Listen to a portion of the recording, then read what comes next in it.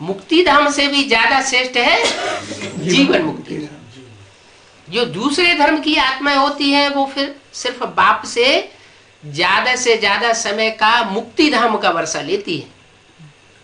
क्या ज्यादा से ज्यादा समय का सुखधाम का वर्षा नहीं लेती। और तुम सुख का वर्षा ज्यादा लेते हो। द्वापर कलयुग में भी तुम उन दूसरे धर्मों के मुकाबले ज्यादा सुखी रहते हो। तुम्हारा है 75% सुख और उनका है 50% सुख और 50% दुख। क्यों ये अंतर क्यों पड़ जाता है? हाँ, क्योंकि वो दुख की दुनिया में आते हैं, अशांति की दुनिया में आते हैं, और तुम ऐसी दुनिया में आते हो जहाँ दुख होता ही नहीं, जहाँ 2 युग तक 21 जन्मों तक तुमको सुख ही सुख मिलता है, दुख मिलता ही नहीं। इसलिए तुम्हारा सुख का हिस्सा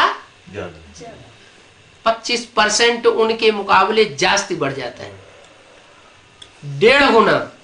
क्या उनको 50% सुख और तुमको 75% सुख, माने उनके मुकाबले 1.5 गुना सुखी ज्यादा रहते हो। तो तुम फायदे में रहे ना। फायदे में क्यों रहे? वो घाटे में क्यों रहते हैं? हम डायरेक्ट बाप से पढ़ाई पढ़ते हैं।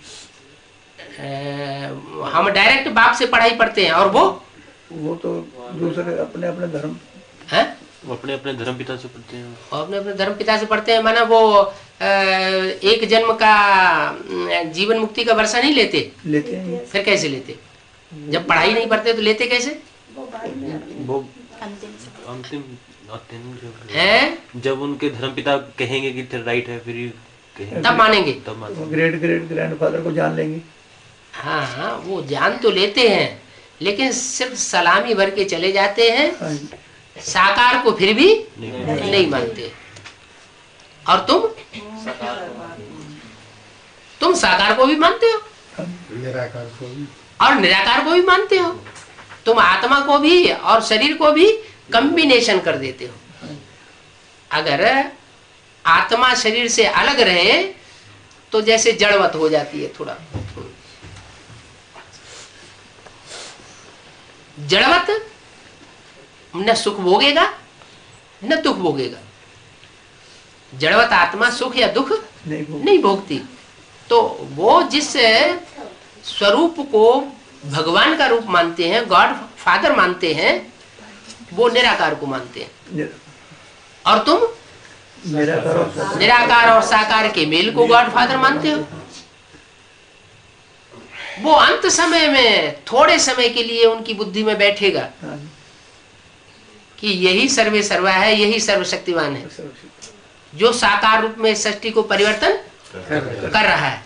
और तुम बहुत लंबे समय से इस बात को जान जाते हो कि वो निराकार शिव साकार सृष्टि पर आया हुआ। और जान ही नहीं जाते हो, एक होता है जानना और दूसरा होता है मानना। क्या कौरव जो है जानते थे, मान भी लिया, लेकिन चले नहीं। तो प्राप्ति किस बात में ज्यादा होती है? चलने में जास्ती प्राप्ति। जान भी लिया, मान भी लिया, कांध हिला दी, अब चले अपनी चाल, तो फायदा तो होने वाला नहीं।